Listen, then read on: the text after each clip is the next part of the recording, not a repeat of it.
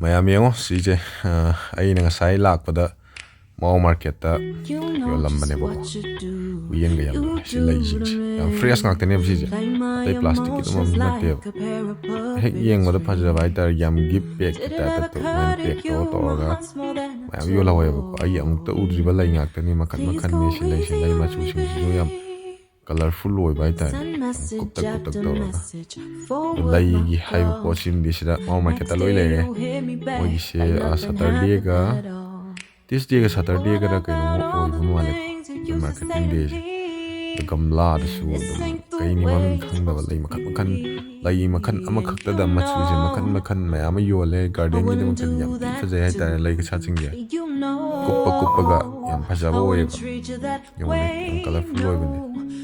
gift pack mukta ka si kari gumba gift pin nga jamo market talaga magi bazar ni tagi layo ga ko tawe tas ni sina apa zai ta me am lu lao this day ga Saturday ga da la ga lai biu yam lai nei ai pin ngai lai ta ni na lai rak tre sang so no pen dum phang ne yen akang masu phangi atindi dum hanu matam ngi jang fa am phangi ko sida mo market ta dum mo por pa singdo